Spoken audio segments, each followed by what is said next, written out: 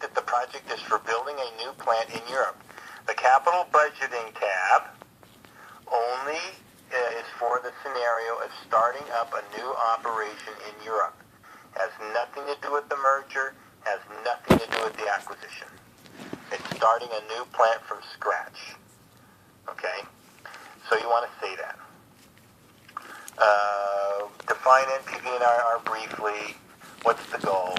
And then you interpret the results. Is the net present value zero or positive? Is it negative? Is the internal rate of return over the hurdle rate, which is still 10%? Or is it under 10%? Different spreadsheets have different answers. So there's like 6 or 7 different versions out there. So you want to make sure that you're using the right numbers from your spreadsheet. And then just say, it's just simple. It's either going to be a financially viable alternative or it's not. And then we want to talk about lease buy. Now, lease buy is not a different option than building a new plant in Europe. Lease buy is additional financing. It's like when you go and buy a new car and you pick the car that you like and want to buy that car, and then the salesman says, do you want to lease or do you want to buy? We have a great 60-month program. You make a decision if you're going to lease, you're going to buy, based on various criteria. In this situation, you're going to use the same criteria that you used in Task 3, which is total present value of the cash outflows.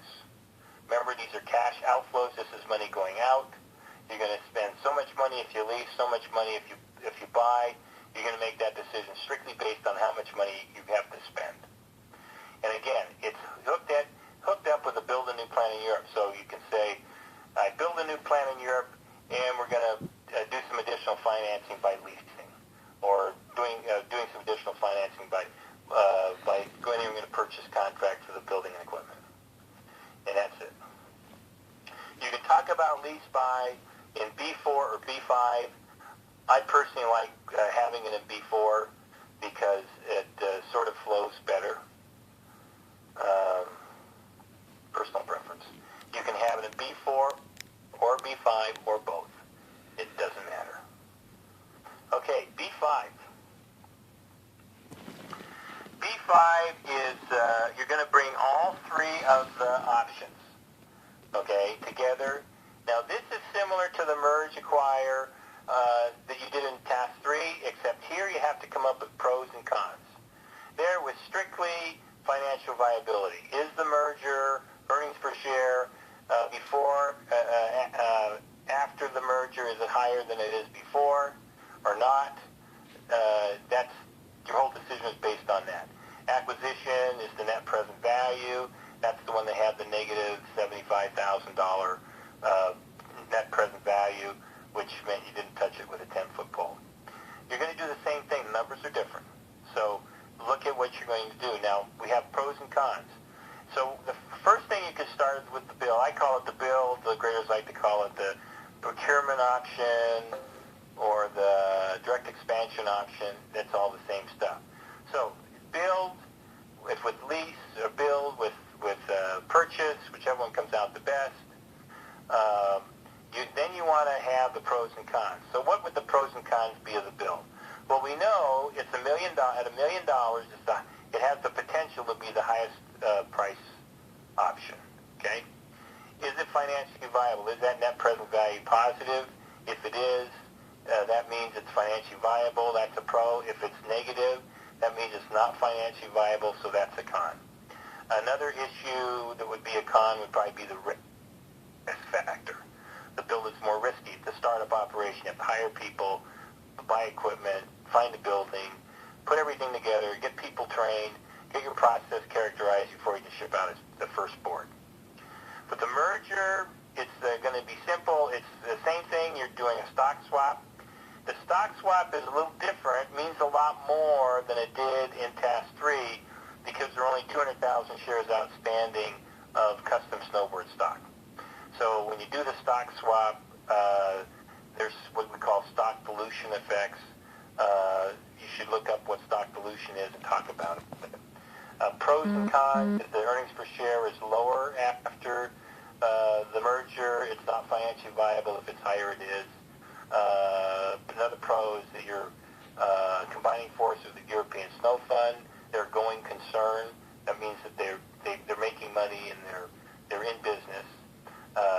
Acquisition is going to be net present value again. That's use the net present value, the merger acquisition tab, and calculate the net present value, pros and cons.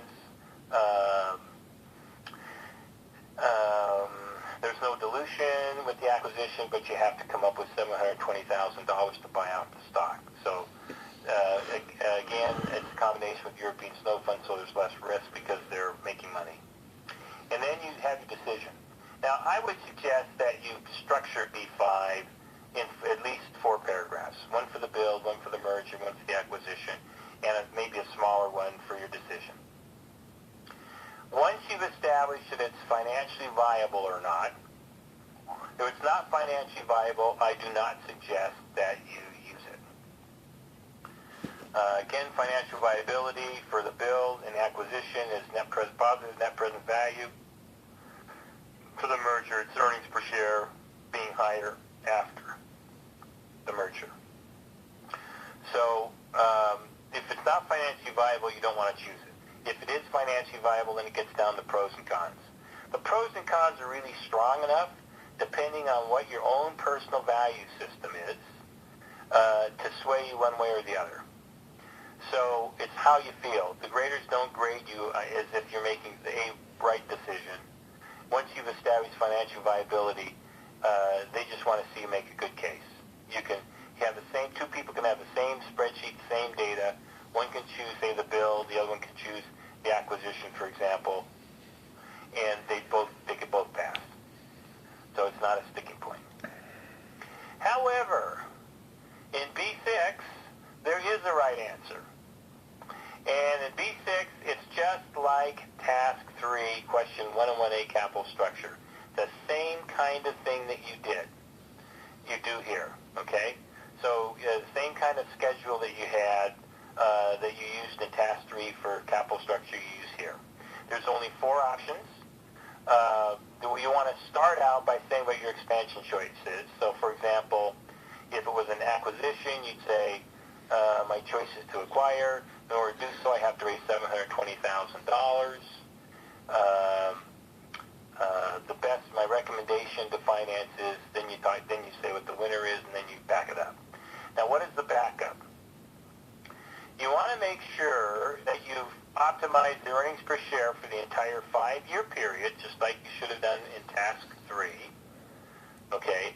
And you want to state what all 4 capital structure alternatives are, along with the 5-year earnings per share results, and rank them. And the one you pick is obviously the one that's going to have the highest earnings per share.